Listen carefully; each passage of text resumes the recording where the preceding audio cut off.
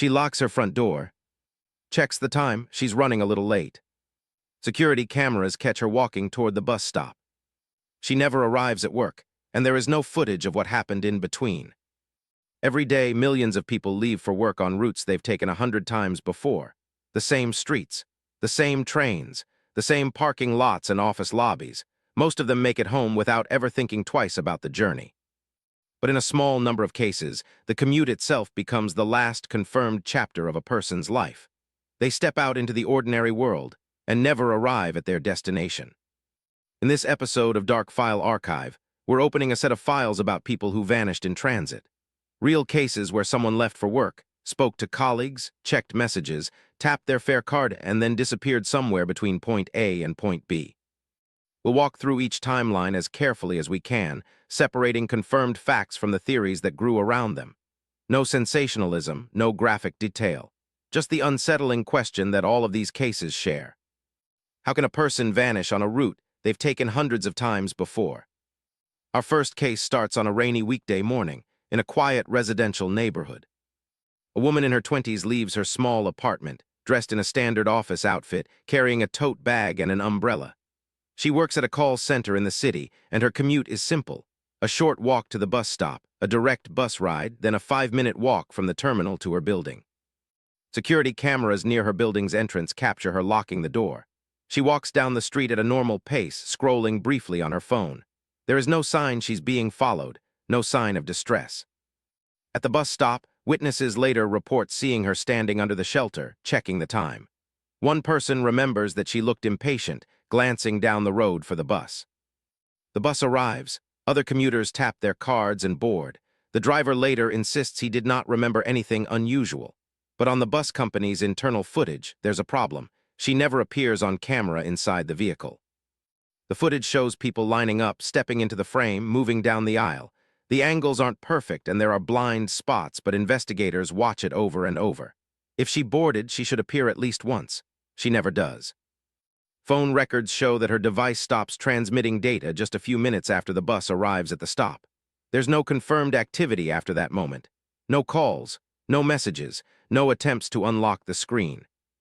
Theories grow quickly. One theory says she changed her mind and walked away from the stop, slipping into a side street without cameras. Another suggests a technical glitch. Maybe the bus cameras failed at the exact moment she boarded. Maybe the onboard footage is incomplete or corrupted. A darker theory suggests that something happened to her between the moment the bus pulled up and the moment others recall boarding. A brief window of confusion, missed by distracted commuters and poorly angled CCTV. But no one reports a struggle, no one hears a scream, and no physical trace is ever found on that street. She is never seen at her workplace that day. To her colleagues, she simply didn't show up. To investigators, her last confirmed act is shockingly mundane, locking her own front door. Our next case begins not on a sidewalk, but deep underground. In a busy metropolitan subway system, a young teacher uses the same routine every weekday morning. She taps her card at the turnstile, walks down a set of stairs, and boards a specific train that takes her directly toward her school. One morning, she leaves home as usual. Her roommate sees her grab her bag, make a quick comment about an early staff meeting, and step out. Transit card data later shows she tapped into the system at her usual station, at her usual time. CCTV confirms it. We see her walking through the turnstiles, adjusting her bag on her shoulder. She walks down toward the platform. At this point, there are multiple cameras that should capture her. One shows her stepping onto the platform, standing near a pole and checking the overhead display. Another shows the opposite end of the platform. There is a gap in coverage, but it is small. The train arrives. The platform is crowded. Cameras capture people moving toward the doors and boarding. She is briefly visible in the background as the train comes in, and then the image breaks into a blur of movement.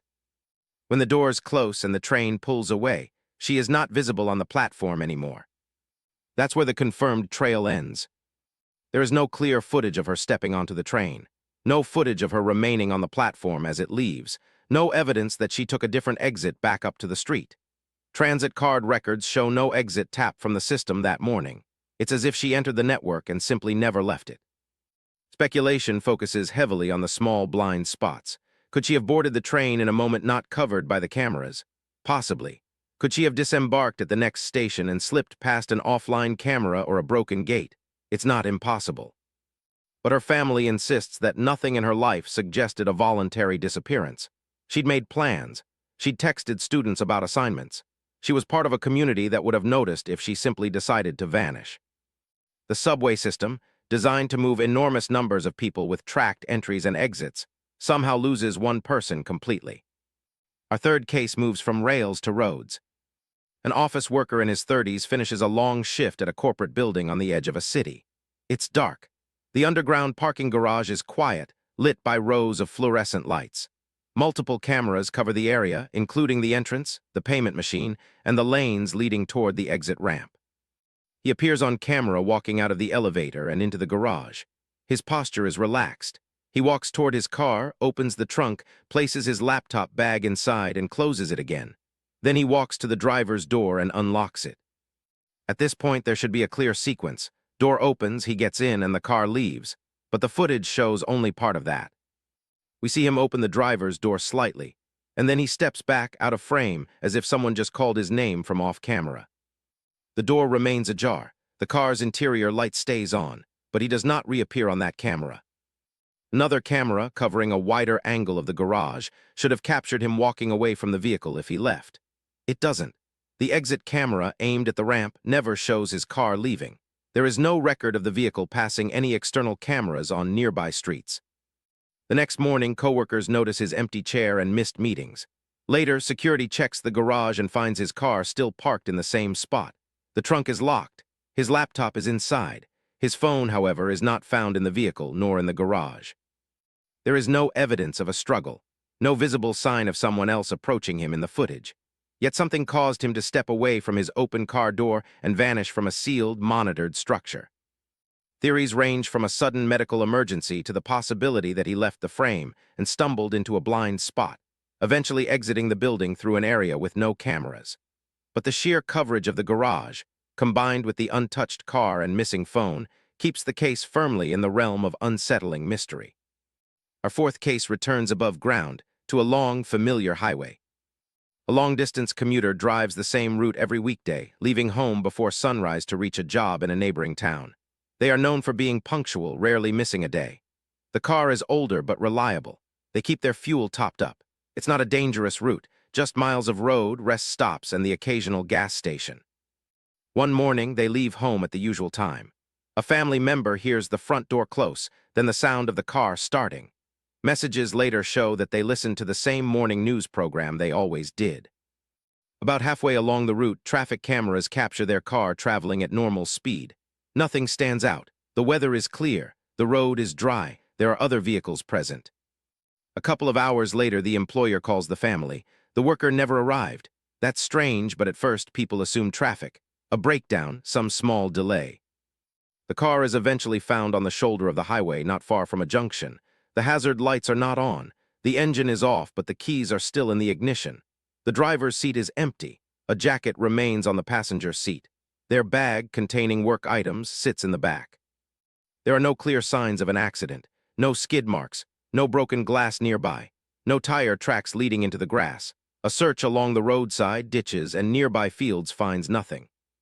Phone records later show a final connection to a cell tower near that stretch of road. After that, no further activity. Some speculate that they pulled over for a medical issue and wandered away in confusion. Others suggest someone may have stopped to help, leading to an encounter away from the cameras. But in terms of confirmed facts, all we know is that the commute stopped at that point. The road that should have delivered them to work instead becomes the silent last location. Our fifth case shrinks the distance even more. This time, the journey from home to work is almost laughably short. A nurse lives in staff housing across from a hospital complex. Her commute is a brief walk through a marked pedestrian area, across a parking lot, and into a staff entrance. Night shift workers know each other by sight. Cameras cover much of the property for safety. On a late-night shift, she leaves her small apartment wearing her uniform, ID badge clipped in place. A neighbor sees her lock the door and wave. This is routine. She has done this dozens of times. CCTV from the exterior of the building shows her stepping outside, adjusting her bag, and walking toward the hospital. She passes under one camera, then another as she reaches the edge of the parking lot. From there, the cameras should track her all the way to the staff entrance.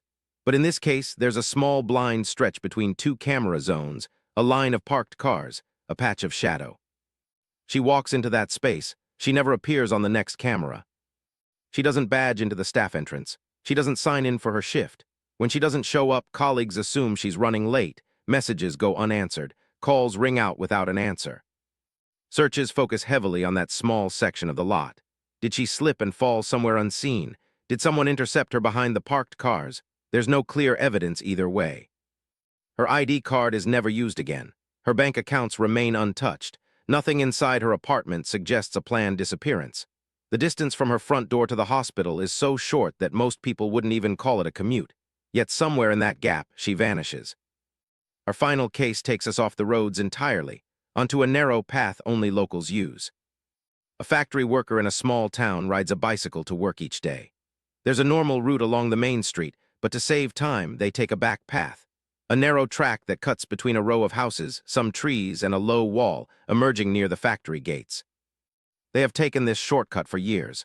People in the area know it well. It's safe, at least by reputation. Children use it, other workers use it, nothing about it seems threatening. One morning, the worker leaves home at their usual time. A family member hears the bike being wheeled out.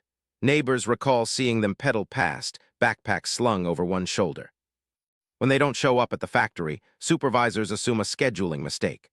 Only later in the day, when no messages are returned and no one has seen them, does concern begin to spread. A search of the shortcut path reveals the bicycle lying on its side near the trees, as if it had been dropped or fallen. The backpack sits nearby, zipped shut. Personal items are still inside. There are no obvious signs of a struggle on the ground, no clear footprints that point to a direction of travel. People begin to speculate. Did they hear something in the trees and go to investigate? Did someone wait along the path, choosing that narrow, less traveled section as a place to intercept them? Or did they experience a sudden health event and wander off, disoriented, leaving the bike behind?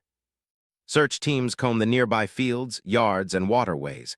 Nothing definitive is found. The shortcut remains part of daily life for others, but for the missing worker's family, it's transformed into a place where a familiar route simply broke apart. Looking across these 6 cases, a pattern emerges. None of these people ventured into known danger zones. They weren't exploring abandoned buildings, hiking remote wilderness alone, or seeking out risk.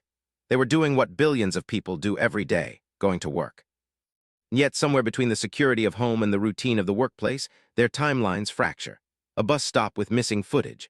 A subway system where entry is recorded but exit never occurs. A parking garage full of cameras that somehow misses the crucial moments. A highway shoulder with a car but no driver. A hospital parking lot with a blind patch of shadow. A shortcut path where a bicycle waits but its rider is gone. In each file there are theories: voluntary disappearance, sudden medical crisis, foul play, camera failure, bad luck. But none of those theories fully close the gap between what we can prove and what we can only imagine. These stories raise uncomfortable questions about how much we really see, even with cameras everywhere and digital records tracking our movements. How many blind spots exist in places we assume are fully monitored? How many disappearances get explained away as a simple failure to clock in, a no-show at a shift, before anyone realizes that the commute itself became the crime scene? So now it's your turn. If you had to choose, which of these cases feels most explainable to you, and which feels closest to impossible? What do you think is the most likely explanation for someone who enters a controlled system, like a subway or a parking structure, and is never reliably recorded leaving? Share your thoughts, your theories, and your questions in the comments. Cases like these are built from small details, and sometimes a different perspective can change how the whole timeline looks. If you want more stories like this, real disappearances, impossible routes, and journeys that end without answers, consider subscribing to Dark File Archive and turning on notifications. And tell us which kind of file you want open next. More commuters, more CCTV vanishings, or another kind of mystery entirely. Until then, stay safe on your own routes. And remember, even the most routine path can hold a secret that no camera catches.